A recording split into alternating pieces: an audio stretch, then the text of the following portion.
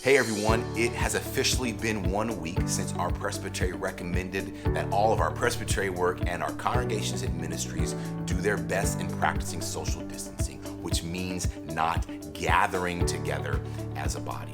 We're going to come to you every week with a video much like this as a chance to update you on some of the best practices that we have seen, not just in our Presbytery, but around the country as congregations are doing their best to navigate how they will continue to be faithful and minister in this time of social distancing. The most up-to-date list of that information, though, is on our Facebook page. We are sharing all the great things that we see of churches doing. So, if your church does something new, capture it. Take a few pictures, write a post, if it's just a paragraph, and send it to our office so that we then can share it with the rest of our body. Most of you are watching this either on Facebook or on Instagram. If you are, and there's a question that you have, or something you just quite haven't figured out yet that you'd like us to address, share it below. Comment on this. We will gather that information and answer some of those as we update you regularly on where we see things going here in our Presbytery. So this week, after our first Sunday of churches trying this, many for the very first time, and many with 48 hours of notice to transition from gathering in person to gathering together either digitally or remotely.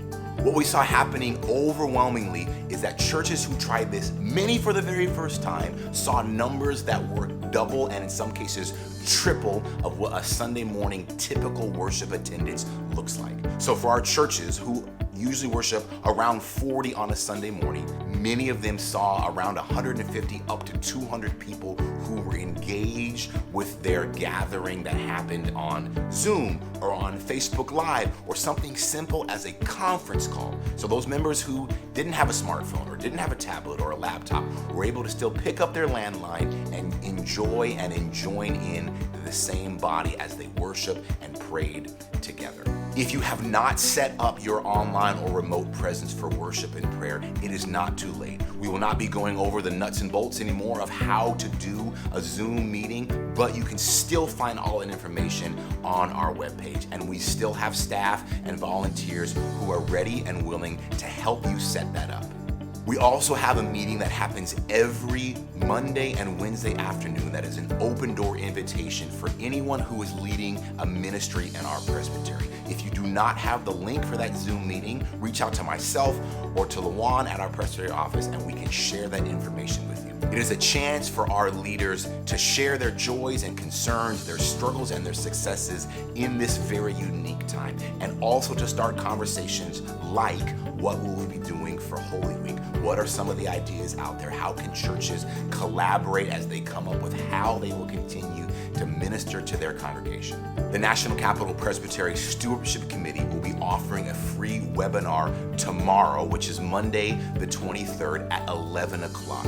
You can sign up and register for the webinar on our website. If you do not do it in time or you weren't available at 11 o'clock to participate, it will be recorded so you can watch it at your leisure and share that information with the leaders in your congregation. Your Leadership Council is also meeting later this week to discuss how we will best support our congregations as they struggle for resources in the weeks to come. If your church is already in a position where you're not able to pay your dues to the Board of Pensions, they have told us to have you call them directly. They are here to support and will work with each congregation as needs arise.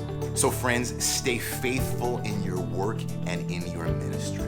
In this very unique situation we find ourselves in, take a minute to breathe. Let that offer you rest and relaxation, and let that be an opportunity for you to breathe in the presence of the Spirit who is already at the other end of this thing and guiding us through it together. Take time to connect, not just what God is doing in your world, in your midst, but with each other as you share ideas and share resources and share how we can do this together. You are already doing that, and it has been beautiful to watch.